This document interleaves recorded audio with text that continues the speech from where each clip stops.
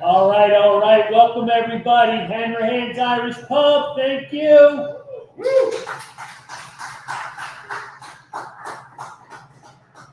I need a big hand for this man, Mr. Ed Wade. Thank you. Thanks for coming out. Yeah, it's we've had a lot of players, former players, current players. I don't know. I mean, this is the second time working with us, so Yeah. we must have done something right the first time. You fed me right afterwards. That was But having a former general manager, but still a general manager, you talk like one. I guess thank you. Try to talk in circles as frequently as I can. It's a pleasure to have you back. It's always it's interesting that it fell on a night where there's a lot of Phillies fans that need a pep talk. We need to.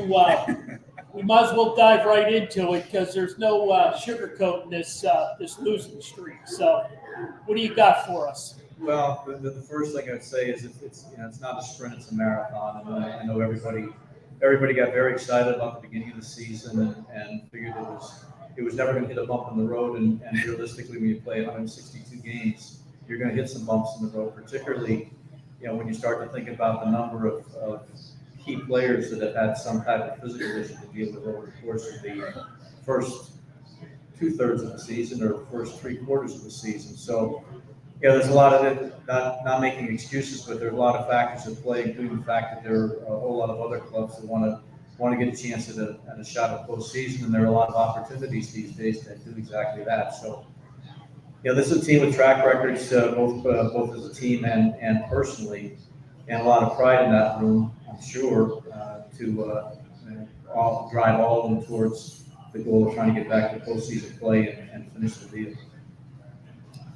All right. Well, that'll get us started. That's just the beginning. Is your blood pressure going down, Carl? Shawnee, I told you, just be patient.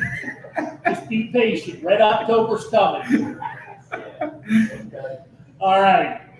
Welcome everybody. It's great to have you back in our Delco spot. We've got our raffles up here. Tradition, 2 free tickets to everybody. Feel free to purchase as many as you like. The raffle prizes still get drawn around 8 o'clock, so you got to hang out with us. Grab some food, grab some beers. You don't drink, the water's really good. Other than that, what we usually do is trivia. We got a lot of good trivia. We got great trivia prizes.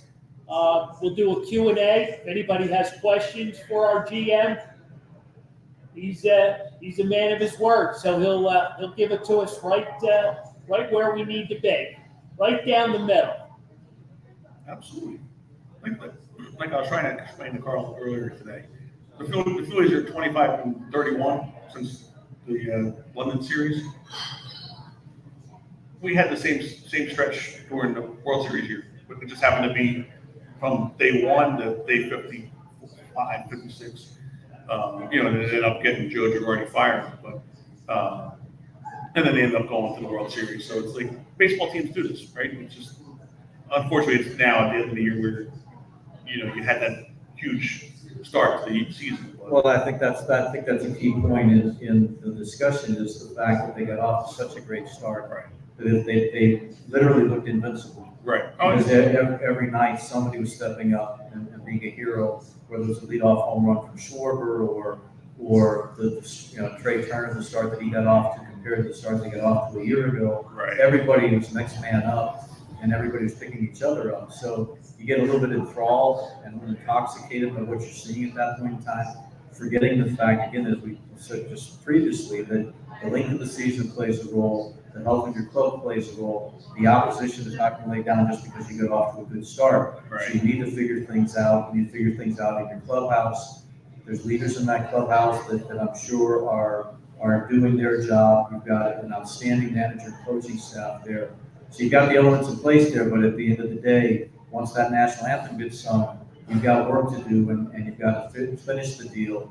Are you going to finish the deal as strongly as you started the season? Probably not, because that was exceptional. But Right. you've got basically almost a quarter of the season left to play to right the ship and get ready for October. Exactly. You know, it's just, like we were saying, you still got almost a quarter of a season to play. You know, it's crazy how long it is, and, you know, 40 some games to play. Anything can happen at this point. You gotta get healthy, get Ranger Suarez back. This is just key, I think. Well, I think the health aspect, some of those guys were out for an extended period of time, and you start talking about Rio Muto and Barber and shortstop and some of the pitchers who have been down. It's not like, flip the switch, the doctor said I'm fine, and I'm going to go out and pick it up right where I left off. And if you're struggling, you've got still scouts in the stands and people analyzing everything that you're doing.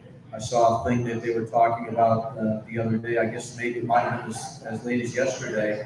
Some discussion among the media that a lot of teams have been watching the shortstop's approach at this point in time, and they're finding something, and you're seeing the same thing attack night in and night out, which means if they made an adjustment, then Trey's got to make an adjustment.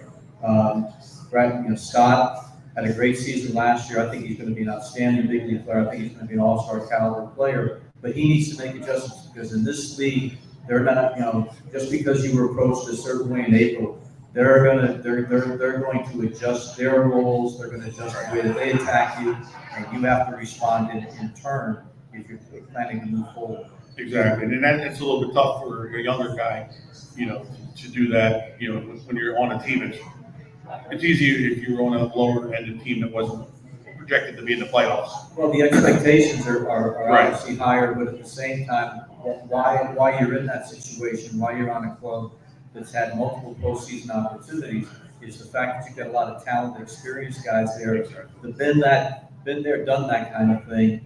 That a veteran player, Castellanos, or one of those guys say, hey, you know what? I've been there. I was there 2 months ago. Right. The way I was playing early in the season or whatever, and you take the pressure off the younger guy, and there's no reason not to think that he and Ball are going to be outstanding players for a long time. But right now, one of them is in a ditch, and they need their teammates to help pull them out. Exactly. As a GM, is there any interaction during times like this where the GM may be sitting up there and taking notes and kind of get with the player? Does any of that ever take place? Yeah, yes, it does happen that way, but usually, I'm sure Dave Dombrowski and Georgie Galandi and the other guys in the front office are talking to Rob Thompson and the coaching staff every day, and sometimes it's sitting around just telling stories, just lowering the temperature in the room a little bit. Sometimes it's specific. Sometimes you're with so many analytics and so many analytics personnel involved now, you've got a lot of data coming in. Sometimes it's going to have to be up to the front office to say, okay, we need to distill this a little bit. We need to sort through this because this is going to be paralysis analysis to throw all this stuff into the manager's office, into the coach's room, and then expect them to be able to carry it out to the clubhouse and have guys respond to it. There is a mental approach to this thing, and you can't get so tied up with numbers and video and all that kind of stuff that you forget what you have to do when you're standing at home plate or you're standing 6 feet 6 inches from home plate trying to do your job. Sure. Yeah, that's what we're not analytic fans on this side here. Well, I think there's a place for it, but it cannot be the overriding factor. Right. I've always been a believer that, first of all, I believe character and makeup play a big part. And the thing I used to say is character and makeup matter, but talent rules the day. Everybody can't be a tea drinker. Everybody can't be a got a mass every morning kind of guy like Richie Hebner was when he played in the big leagues. But the reality is that you've got to be able to take all different elements and figure out, what is this player going to be responding to versus we're overloading this guy, we're just making it more complicated for him to do the job that he's done since he was 7 years old. Exactly. Yeah. Well, and there was always analytics in the game. It just wasn't as pronounced. Well, I never played professionally. I sat at Benji Temple for 2.5 years. So a lot of my early experience was actually in statistics, in salary arbitration cases, working for Tal Smith between GM jobs, and got a lot of great experience. So I understand statistics. I, negotiated as an assistant GM. I negotiated most of the contracts. Obviously, as a general manager, you're directly involved in those types of things. So there's a place for all that stuff. Right. But at the same time, you can get so sort of Ivy League with it that it becomes more of an impediment than it is a source of moving things forward. Right. Exactly. Exactly. So at some point in time, you throw enough stuff out there, they're gonna go click, and they're gonna turn it off, and just leave me alone. I'll figure it out by myself. And you wanna have a constant particularly between coaches and the manager and the player. You want that daily conversation. And if they see you coming with a ream full of paper and all this video stuff, all of a sudden that relationship that the coaches and the manager have built with the player, they're going to become a little bit standoffish as to what exactly this is all about, in my opinion. That opinion may not be universally embraced by people who are working in the game right now, but in my 43 years of experience, you've got a fine line to walk with a lot of this stuff. Right, exactly. All right, questions, comments? We got a gentleman here, Lauren, and then we got Mike Schmidt out there in the other room. All right, there you go. With your years with the Phillies, and since we're Phillies fans, that's what's what we think about. Could you name one of your greatest accomplishments that you think was good for the Phillies? It'd probably be easy to list the things that I didn't do right. I think from a time and circumstance, and that's another thing I believe in, time and circumstance dictates things. We promised our fans we were Veteran Stadium. We said, look, our economics are not in sync with the size of the marketplace, because that was the deal that was at the vet. And we promised our fans when we moved from Veteran Stadium to Citizens Bank Park that all of that would change. And I think the thing that most validated what we were saying was the signing of Jim Thome. People said, and even at that time, people said, well, why are they signing Jim Thome? They've got Ryan Howard. But at that time, Ryan Howard still had a big hole inside. He still was struggling defensively. There were things that he needed to polish in his game. And Thome was the perfect fit for any number of reasons. First of all, Hall of Fame player, obviously going forward. Secondly, his experience in postseason play, his relationship with Charlie Manuel played a role in Charlie. I had hired Charlie the year before to work for us. So all those things were at play. But I think the bottom line with Jim was that we promised our fans what we were going to do, and we did a lot of things going forward. And Thome was really the shining moment that says, okay, we know they've been trying to build a farm system. We know they're trying to get good and stay good, which was also a thing that we told our fans a lot. But we needed to validate what we had promised, and he was the first step along that way. I think for a lot of Phillies fans, in our memory was Charlie Manuel. His longevity with the Phillies, and even to this day, what he really means to the team. Well, I think it was interesting when we were going through the managerial search. I hired Larry Bow as our manager. Larry Bow, I said this the last time I did this show, the smartest baseball man that I've ever met in 43 years plus in baseball, Larry Bow. Larry sees things on the field that nobody else sees. But it was time that we had to make a change. So when we were going through the process of hiring, talked to a lot of people. Fortunately for me, Ruben Amaro Jr. was my assistant. Ruben had played in Cleveland, and several people had mentioned Charlie. I had no relationship with Charlie.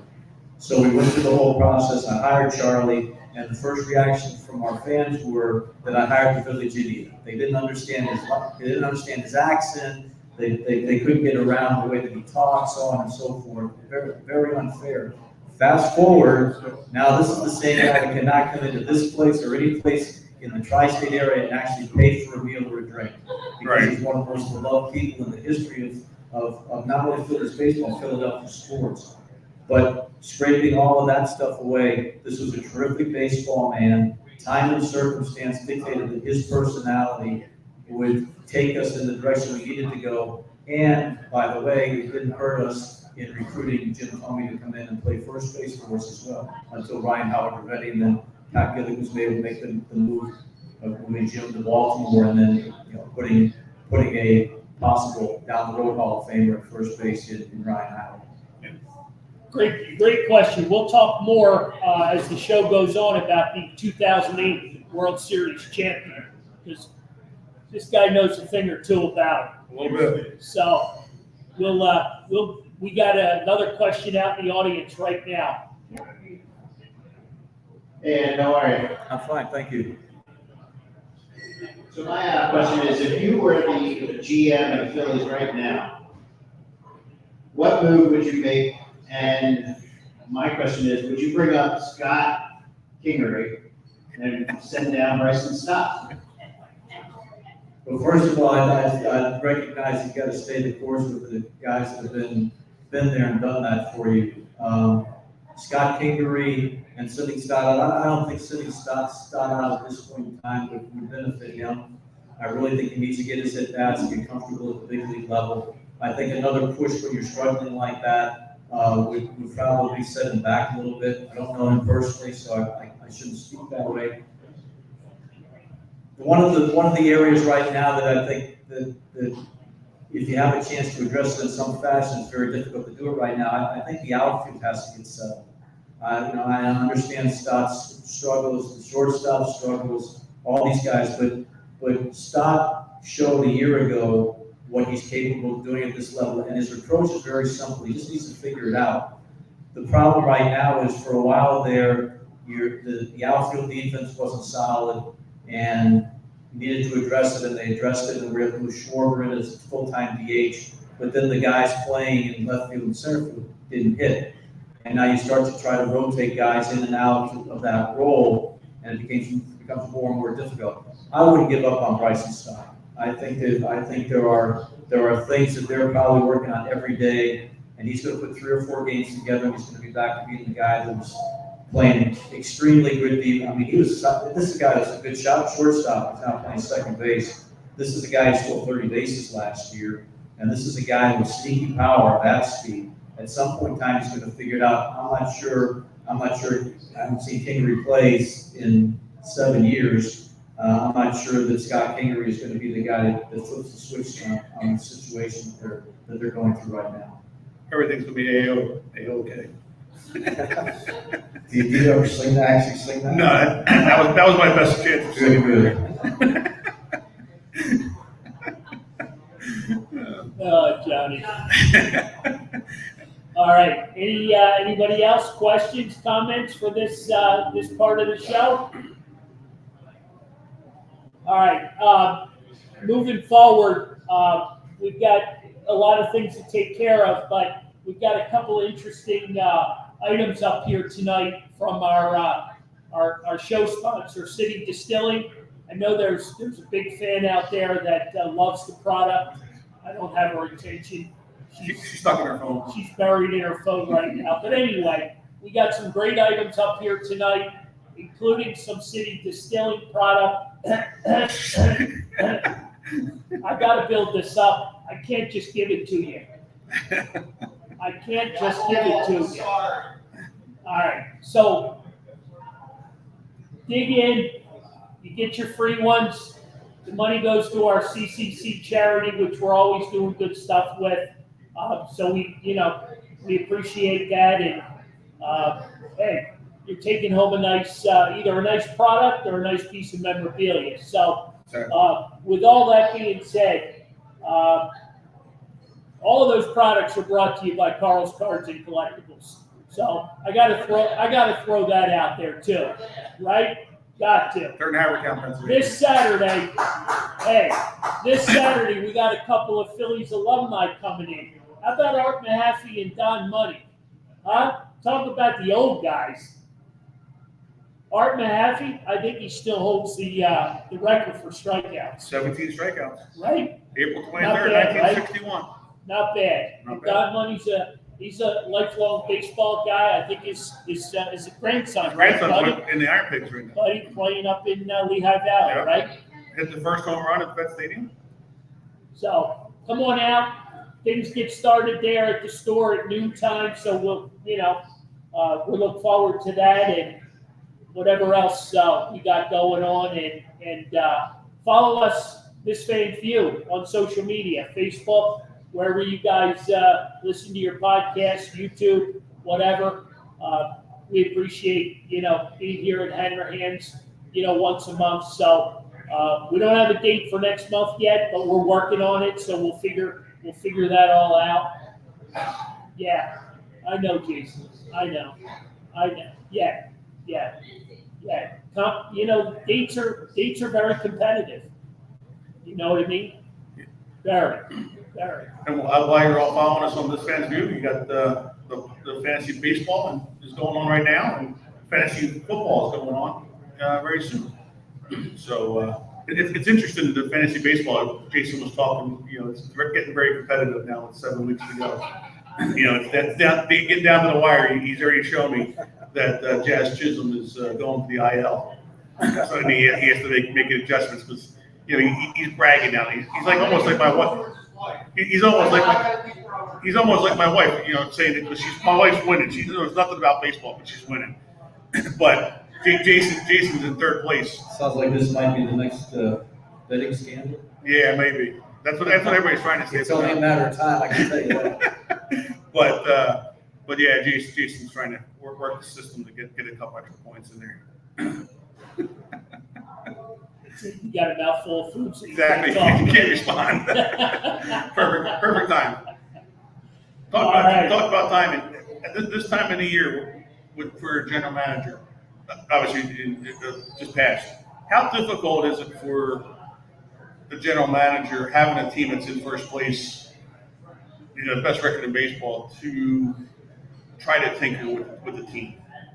Like, as far as the chemistry, worrying about the chemistry, that kind of stuff. Well, when you get to this point in the season, there's not a whole lot of personnel moves that you can do externally. But leading up to the trade deadline, obviously had this conversation before we started about what Dave Dombrowski's approach has been in every circumstance that he's been in. When he was the general manager of the Marlins, Wayne Heisinger, who owned Blockbuster Video at the time, was trying to unload the club, and by doing so, he extended his payroll. So that's when Darren Dalton went to Florida along with a lot of other veteran players, and they won the World Series down there. And they went to Detroit, and their owner, Mike Ilitch, owned both the Tigers and the Red Wings, and wanted to win a championship. And David was able to put together a veteran club there and win.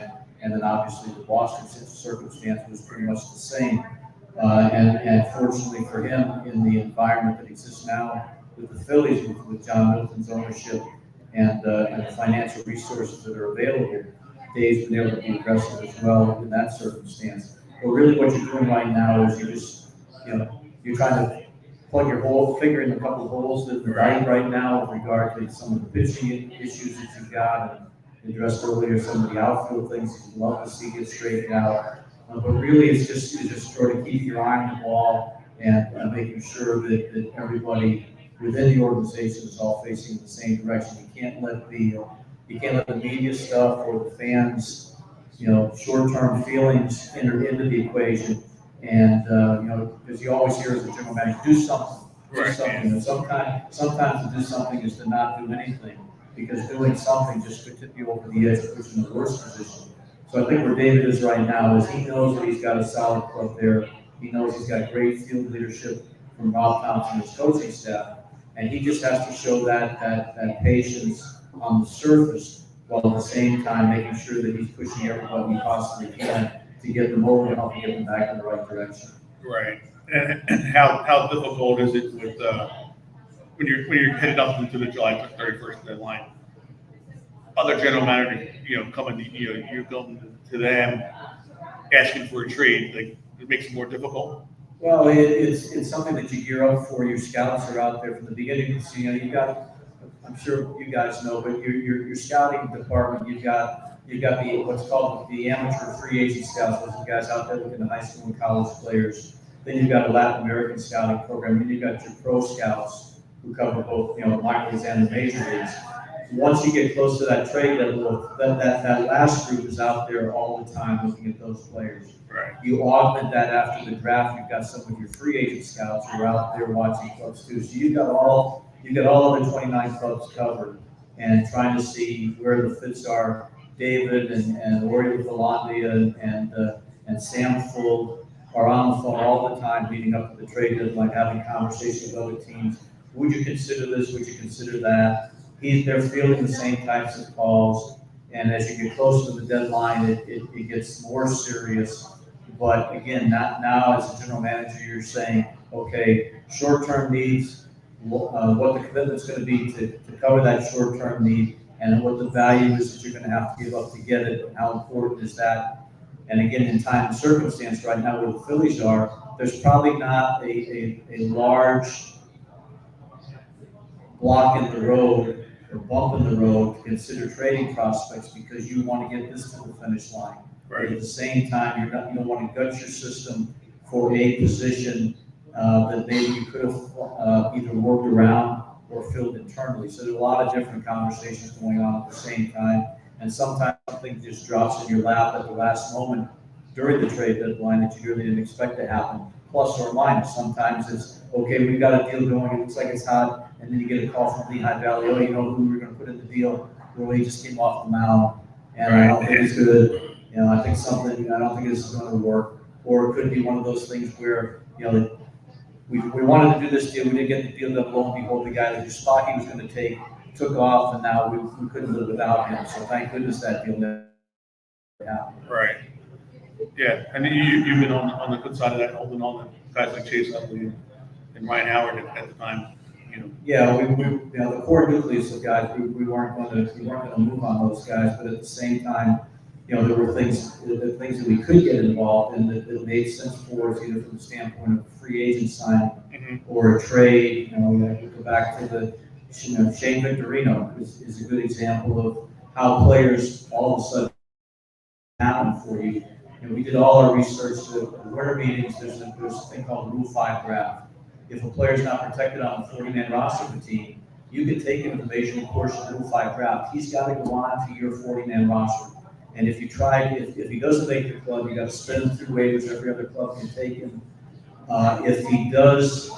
If nobody claims, now you got to offer him back to the team that you took him from. I know it sounds complicated, and it is. Yeah. Shane Victorino, Mike Ondos, our pro scouting director, was sitting next to me, and you got to have space on your roster. And I said, we had made one pick, we took one player, and I said, do we have any other space? And he said, yeah, I said, well, you have anybody on? I know we have a space. He said, well, a lot of our guys turned this guy Shane Victorino in. He's taken the Rule 5 draft a year ago by San Diego, by Los Angeles to San Diego, didn't make it, they sent him back to San Diego.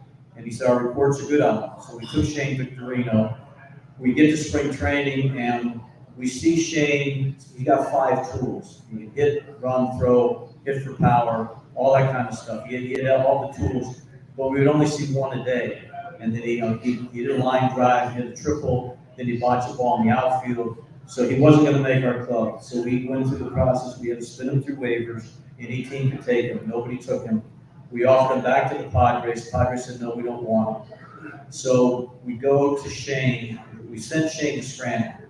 We're Scranton. We're still in Scranton at the time. Yeah. Since the Scranton time, Dickie Knowles, who was our employee professional, went up there. And one of the first things Shane did, went over to Dickie, said, Dickie, I'm ADD and I've never been medicated.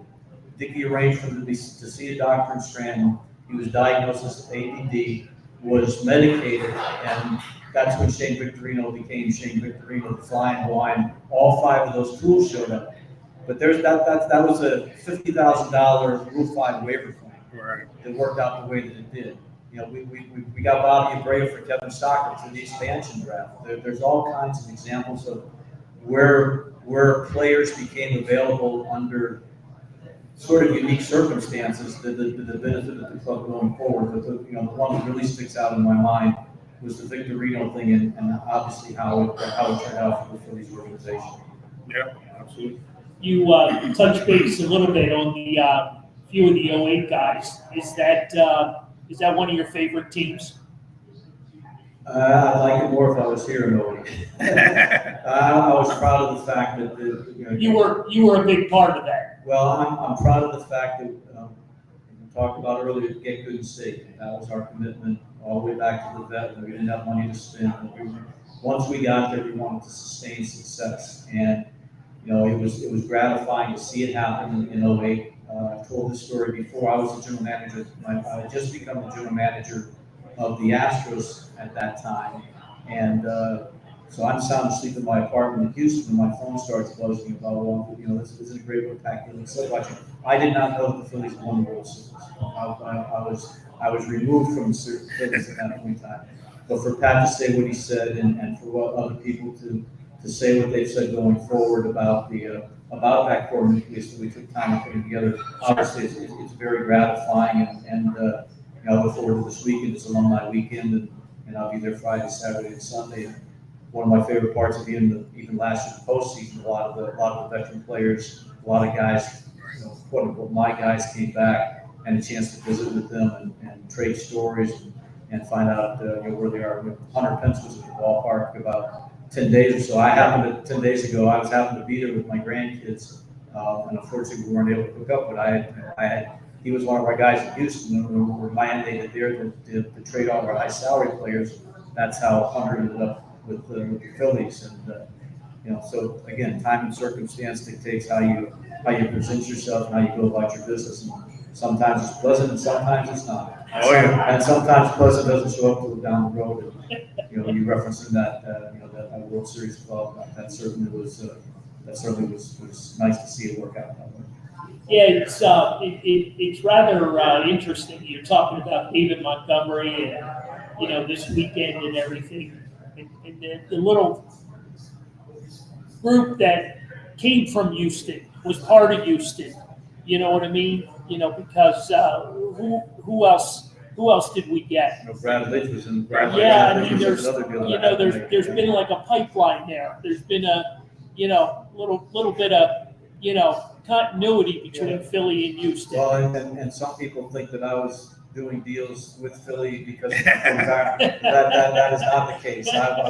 In all, I always try to be candid. In all candor, I was not rooting for the Phillies at that point in time. I had been fired in 05. Right. You know, we missed the playoffs because of Craig Biggio hitting a home run off Billy Wagner. We missed the playoffs in Philadelphia in 05. So, and then I was dismissed on, I still don't like Columbus Day. That's the day I got fired. My wife is Italian and German, so I can't say much about it, but I'm not a big fan of Columbus Day. But yeah, it was, you know, it was different things happening at different points in time that you reflect upon, and you're happy that they turned out the way that they did, or wish they had happened a little sooner. All right. Laurie, you up? Mom said trivia. Trivia? You want to do trivia? All right. All right. Want to do a little trivia? We can. Is it multiple choice? Some are. It can be. Some are. It can be. Just shout out your answer. No, I'm just kidding. No. Lauren has lost control. I'm sorry. It started it. It started. Yeah, All right. Raise your hand. Hi. Hello. Hello. All right. Which one of these players did Ed not sign with the Phillies? Sign or draft? Brett Myers, Ryan Madsen, Jimmy Rollins, Pat Burrell, Chase Utley, or Cole Hamels? Did not. Did not yet. He did not. Did not. Jimmy Rollins. That is correct. Can't stump Mike Schmidt. What was it? Jimmy Rollins. You were part with them, right? Like you weren't the full general manager at that time with Jimmy Rollins. Oh, with assistant GM. You Yeah. mean? Well, Ryan Madsen and a couple of those guys were Lee Thomas was the GM. Okay. Brett Myers, that was the other one. All right. I still have to put up with Brett Myers. And he's a good friend of mine. Yes or no? Did Ed Wade acquire Rico Bronya?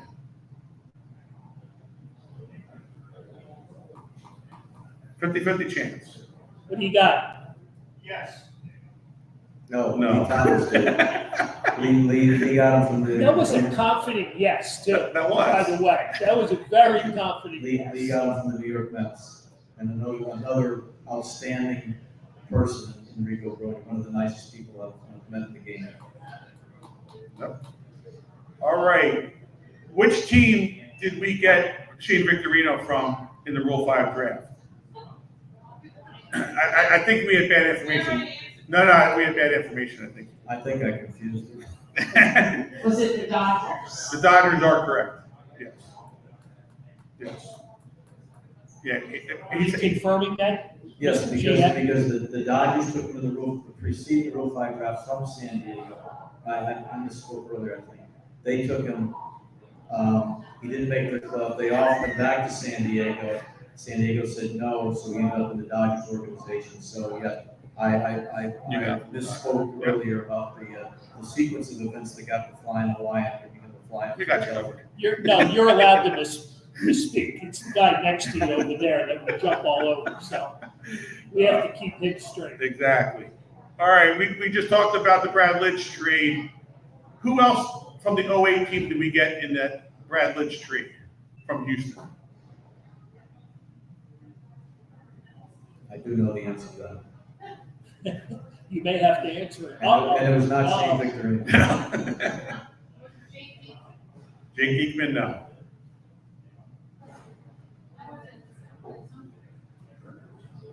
Want me to give you my guess? Eric? Bruntley. That is correct. There we go. Love those cell phones.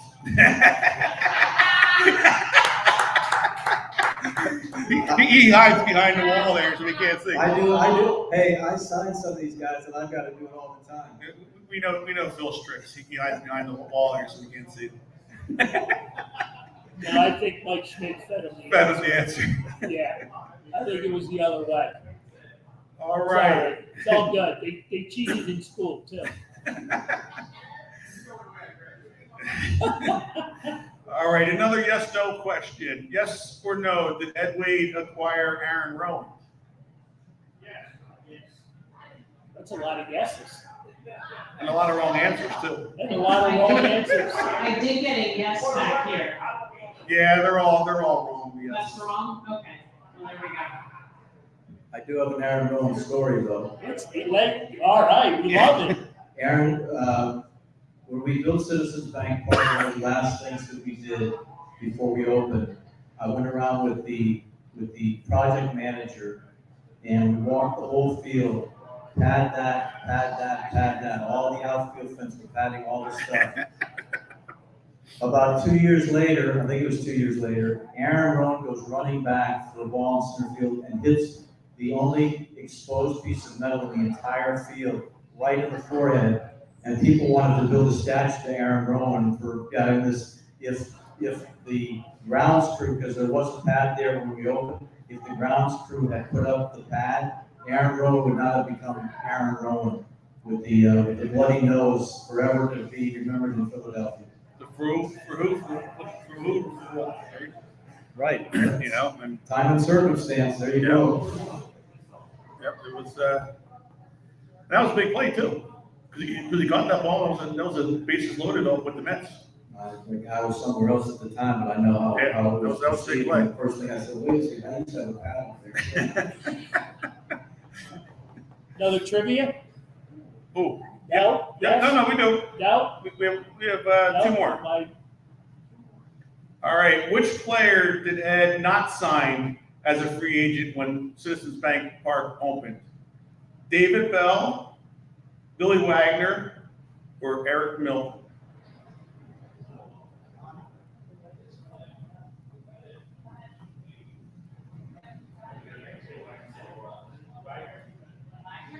Nope. Milton. Nope. There you go. The other one. The other guy. The other guy. The only other one left, that David Bell. You knew it. We actually signed David Bell at the same time we signed Tony. Right. Yeah, And because I can remember Ruben Amaro and I were at the general managers meeting in California, And after the end of the meeting, I flew to Seattle to meet with Jamie Moyer at midnight because he was doing a charity event up there. So I flew up there to meet with him, and then Ruben and I, well, actually, we flew from the meeting in California to Arizona and met with David Bell and his wife, and then Ruben flew back to Philly, and I flew up and met with Jamie. And at the same time, we were chasing Tom Glavine. Oh, okay. So I had to tell Jamie, look, I'm being honest with you, our top priority is Glavine. And we stayed in contact, and finally, things were still progressing, we thought, with our number one choice in Glavine. And Jamie called me and said, Jamie, if Seattle's offering you a chance to stay there, don't wait on us. So he re-signed there. Glavine ends up signing with the Mets, so he's off the board. Now our third slot is to re-sign Paul Bird, and about 2 days before Christmas, Paul Bird, no, it was like the 18th, I'll tell you, it's the 18th of December, Paul Bird signs with the Braves. So all of our three targets are gone. On the 20th of December, which is the deadline to tender contracts to players, if you don't tender a contract to a player on your roster by December 20th, he becomes a free agent.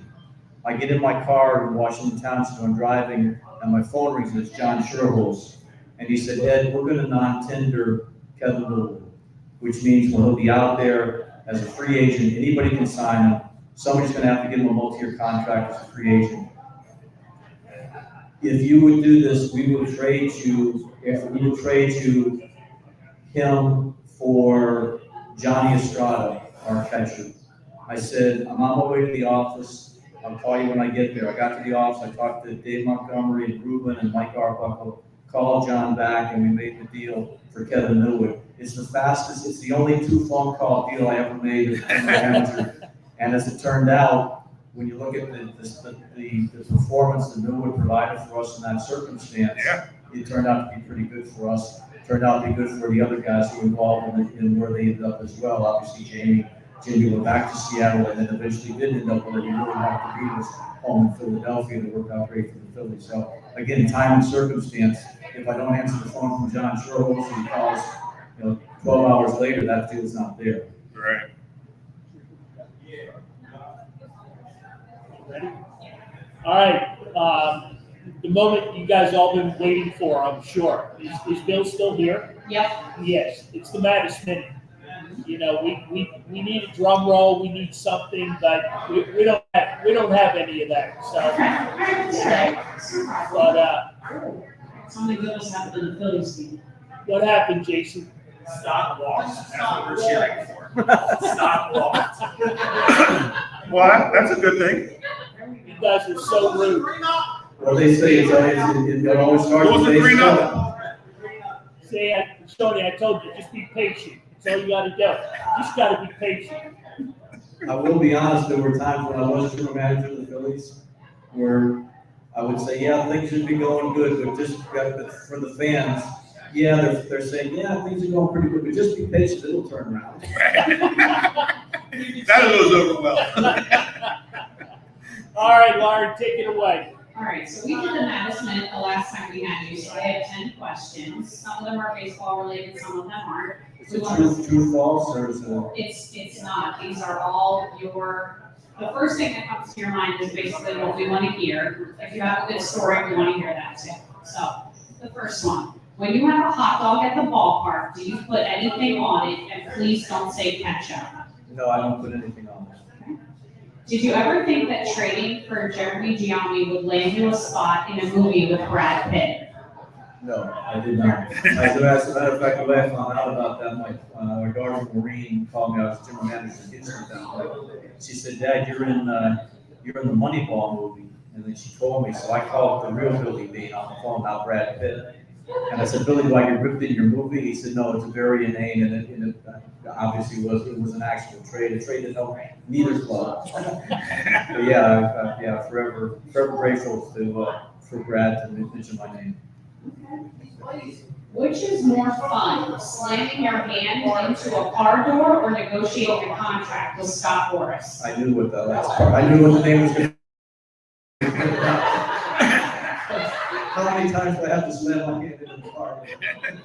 No, Scott, Scott is always, he's the most recognizable agent out there, rightfully so, and so he's a tough negotiator. There are a lot of guys that are worse to deal with than Scott.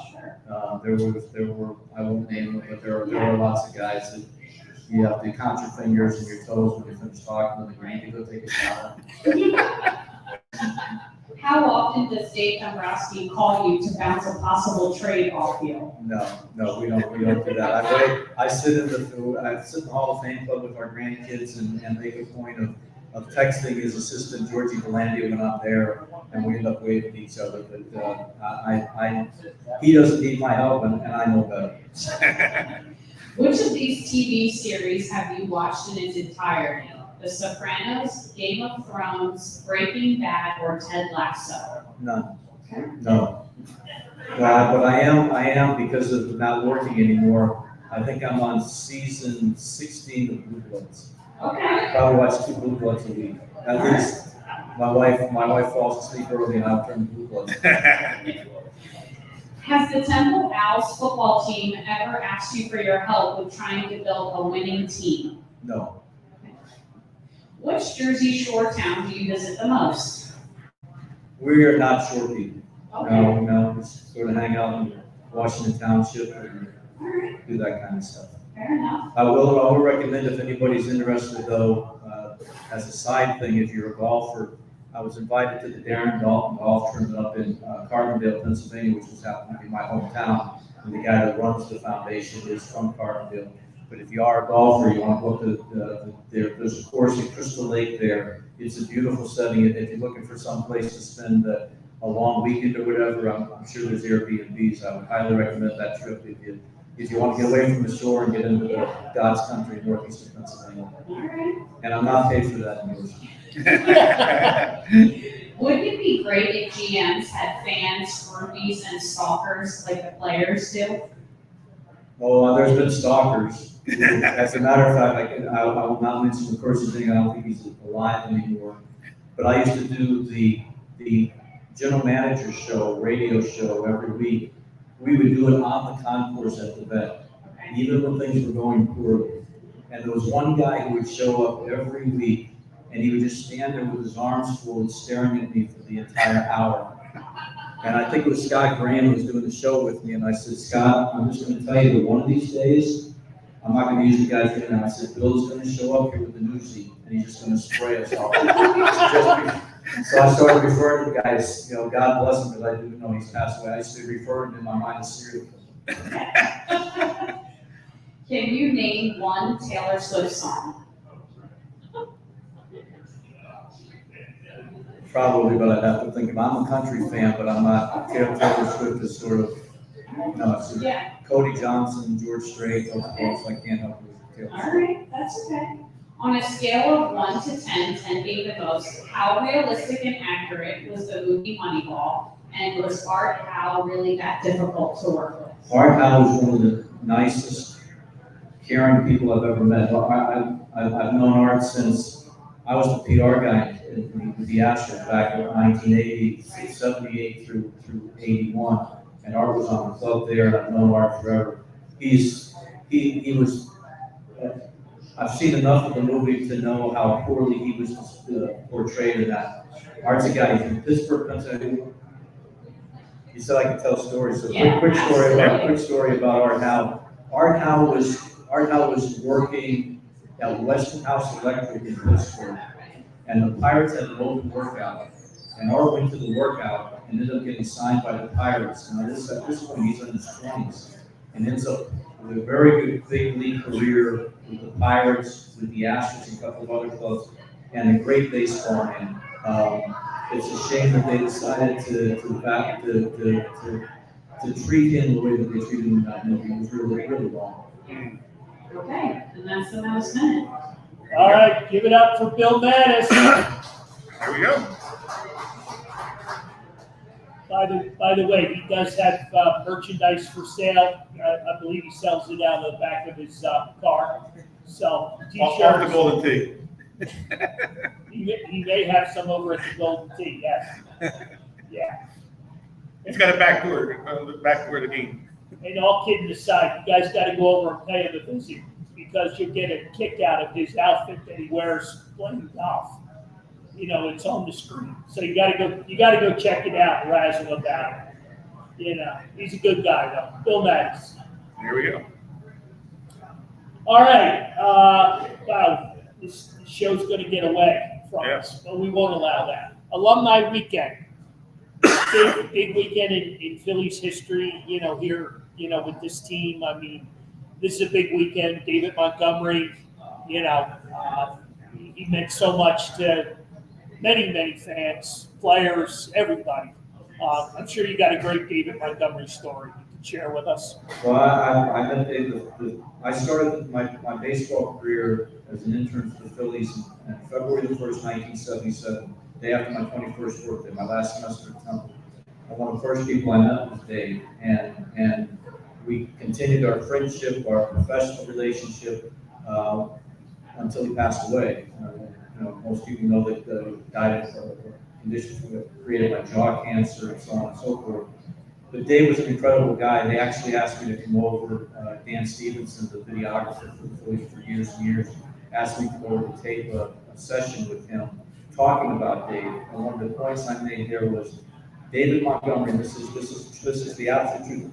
David Montgomery on a Thursday could be sitting in the lunchroom having lunch with the interns and knowing all the interns' names, and the next day be in New York advising Bud Seeley and Rob Manfred and the owners of the way the baseball needed to be run, collective bargaining, and so on and so forth. I actually had this conversation yesterday. Drake McClain, the former owner of the Astros, had called me about some things.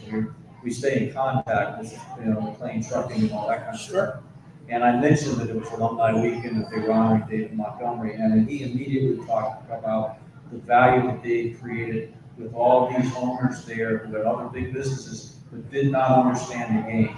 So again, you've got a guy that the interns, when I was the intern in 77, David Raymond, who was my office mate, and I would play 2-on-2 basketball against Dave Montgomery and Richard Deese.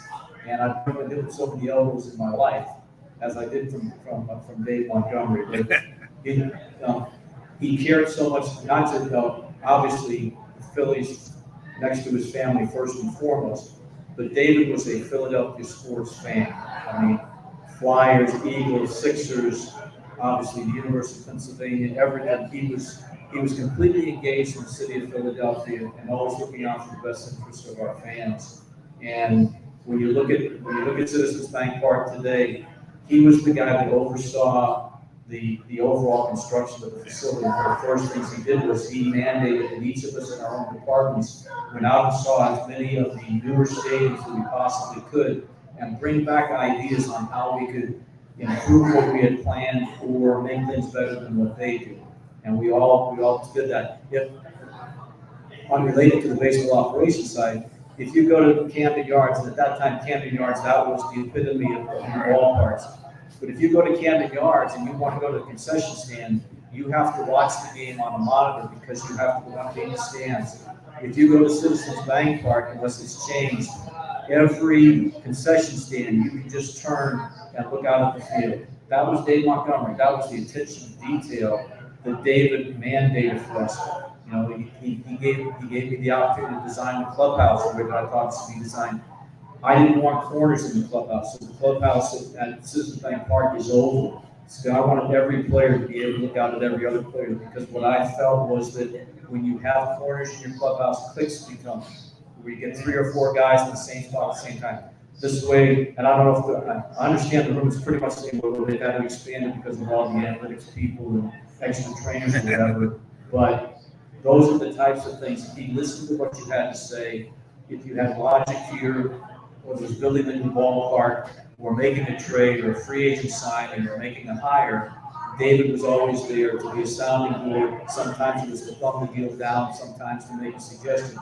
The very first trade I made as a general manager, I traded Mickey Morandini to the Chicago Cubs for Doug Glanville. Mickey Morandini and his wife Peg were 2 of David Montgomery's favorite people in the world. So my first trade, I traded his favorite player and his favorite player wife Fortunately, Doug Landry was a Penn graduate, so I got a little bit of a skate on that one in the process. But he was always there listening to what we were planning to do. If we needed to go out there and ask the ownership for more help in financially moving things forward, he was always there to state the case for us.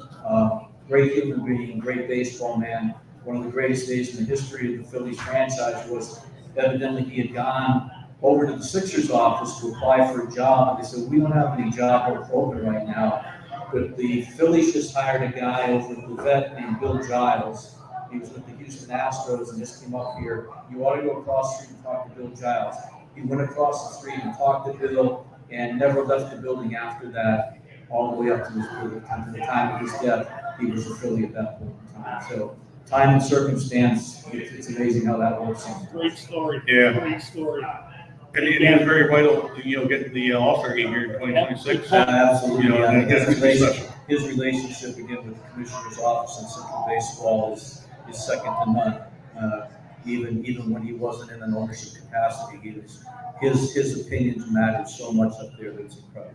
Yeah. I know we've asked you, we've bounced a lot of questions off you, and this is wide open. All your years in baseball, do you have a favorite player? Yeah, I guess the guy I would say is Bobby Abreu. Okay. Because my ties there were, when Lee Thomas was the general manager and I was his assistant, I went to Lee and I said, look, I'd like to get some field experience. I go see some players in spring training. So for 2 years, he gave me 2 clubs, one of which was the Astros. And I would see Bobby playing there. So now we've got the expansion draft is coming up. And we've got varying opinions in the room as to who we should be going after. I'm drawing a blank on the other outfielder that was an outfielder with Colorado at the time that a lot of guys liked, and there was a lot of push for him. But because of my relationship with Lee, I was the last voice in his ear with regard to the move. We ended up taking Bobby for Kevin Stockton expansion draft, and I think Bobby was one of those guys who, because things moved so easy to him, I don't think he ever became as appreciated in Philadelphia as I think he should have been. I candidly think that he may be a long shot, but I think he's got Hall of Fame caliber statistics when you look at what he did in Philadelphia and followed it up with the Yankees. So Bobby falls in that category. There's been a lot of guys that like that. On the other hand, I've been assaulted by a player. When I was general manager in Houston, we had a pitcher named Sean Chacon, and Sean's agent called me. His agent, Scott Boris, called me during spring training and said, "Hey, would you have interest in signing Sean Chacon and give him a chance to compete for a job in your rotation?" And I talked to our guys, so we signed Sean, brought him in. He made the club as our 5th starter, and season started, and they had 3 or 4 bad outings in a row. And the last one was in Baltimore, playing an interleague game because he hasn't was in the National League. And he's getting lit up, and every bomb that he gets up, he turns around and looks up at the video board, like, why would you want to look at it again? Kind of thing. So we fly from there to Tampa, and I went to Cecil Cooper, our manager, and I said, Cooper, we got to get him on the rotation. So the next day we called Sean in and told him he's coming out of the rotation. And so he starts, says, I want to be traded. So we go through the weekend in Tampa Bay, and then we get home, there's an off day. Now Tuesday, I'm going to the clubhouse before the game. I think they get an Advil or something. And one of the TV reports comes, hey, I need to talk to you because Sean Chacon's talking about wanting to be traded. So I'm in the Coop's office, and I said, Coop, we gotta get him in here and put an end to this. I said, I got to go upstairs and get something. I'll come back. So I go back, and I walk into Coop's office. And Coop's in there all by himself. I said, where's Chacon? He said, he won't come in. I said, what do you mean he won't come in? He said, he won't come in. Which, to me, I thought that the manager should have more control over that. So I said, well, where is he now? He said he was in the lunchroom. So he's sitting there eating a sandwich at the table. And I said, Sean, can I talk to you? He said, what about? I said, we'd like to talk to you in Coop's office. Well, what about? I said, Sean, I think it's appropriate to do there. To which he said, any bleeping thing you got to say, you can say right here. To which I said, as a hard-headed Irishman, I said, well, if you want me to say it in front of your teammates, you need to look at yourself in the bleeping mirror.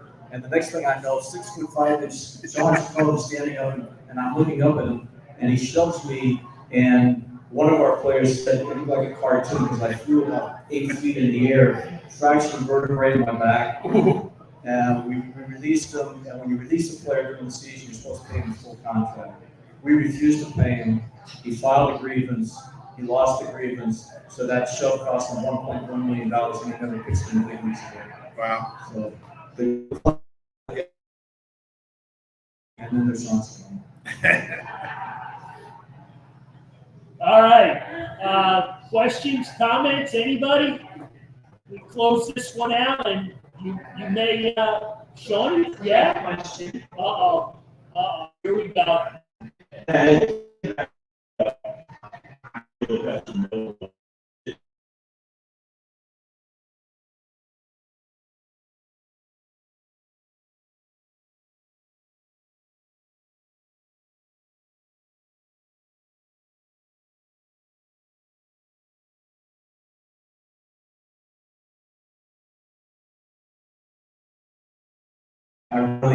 We couldn't approach it that way because we were going to be competitive from a salary standpoint. But when we got to the next situation, it just faded away at that stage. And we brought him in. He played hockey as a kid. Obviously, he was supposedly very good. So we brought him over to the Flyers locker room, and we got a chance to meet all the guys over there and wine and dine in that respect. But at the end of the day, it looked like he was going to follow the money first and foremost. I don't remember what the salary differences were as to what we were offering, but I do think we were just a stalking horse to get that number up. And then again, we couldn't be more fortunate than have John Sherwood's call that morning and say that we're ready to go. We liked Johnny Estrada.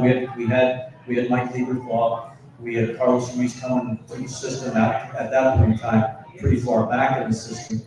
So we thought we were covered there in that respect, to be able to add a guy who, he wasn't the frontline starter, he wasn't the frontline starter in Atlanta because of Lab and Smoltz and all those guys came through there. But in our circumstance, obviously, he was a key for us to continue to move ourselves forward. All right. Again, I want to thank everybody for coming out tonight. All right, you got a question. Got one more question. All right, Donnie, saving the best for last.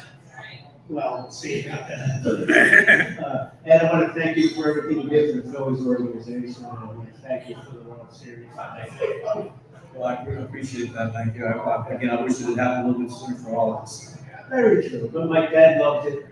He said it was one of the best baseball minds he's ever seen. So. Very kind. Thank you very much. I have just one question. Are you a little bit surprised that the Phillies didn't address some of the needs in their free agency? It was cost just too much with our farm system. I was thinking of addressing the outfield position and maybe another pitcher. Well, in all honesty, I thought, the little bit that I saw of Rojas last year, I knew the offense was going to be a struggle. But, people say, you need to improve your pitching, you need to improve your pitching. With the dearth of pitching that's usually out there and the cost associated with it, one of the best ways to improve your pitching is to improve your defense. And so if Rojas, and maybe he still will hit, if Rojas could hit and allow Marsh to go over and play left field and stop moving him back and forth because that has a whole life of its own, you automatically improve your pitching. Whether they had opportunities to go out there and do things, I think if the right thing was out there, Dave Dombrowski and John Middleton would not let the financial piece enter into the equation. And again, as I said before, in the spots where David was in Florida and Detroit and in Boston, he's not going to walk away from a chance of a win-now situation at the expense of, maybe down the road, this guy's going to come back upon us. Because at the end of the day, if you got a chance, if you got the ownership backing and the financial wherewithal and the core nucleus in place on the field at that point in time, you've got to go out and try to make those types of deals. And if there's a consequence at the end of it, 2 years down the road, 3 years down the road, then you live with that. Because the reality is that I just went through some stuff with the former Astros owner, providing him with some information. There's lots of guys when I look back and I see this guy was a prospect, this guy was a prospect, this guy was a prospect. Oh, why would you move that guy? And they pulled the clock forward 5 or 6 years ago, but it never happened. And I acquired guys like that in trades that, hey, this guy's a prospect. You know, we get this guy's a piece of the deal, this guy's a little prospect. And we failed on it because the player never met the expectations that had been brought to the surface through scouting and performance, things of that nature. When they put that there's a saying, when you put that upper deck on the ballpark, things change. And there's some guys that just once that happens, and once the pitchers aren't missing corners, they're hitting corners, things can change in a hurry. Yeah. All right. Last call on questions, comments for our resident GM. Johnny, you good? Yeah, What you got? I'm all good. You're all good? Team, I get to live here now? How good is the food? There. All right, again, I want to thank everybody for coming out tonight. Follow us on social media, we're This Fan's View, where we post all of our dates and guests and all the good contests that we got going on. Again, raffle prizes. If you haven't gotten your free tickets, come on up, see Sue. You can purchase as many as you like. We'll draw right around 8 o'clock, Lauren. 8 o'clock, thumbs up. All right, again, thank you, Hanrahan's, Jimmy Clark, Thank you. Donnie Clark. Thanks, everybody.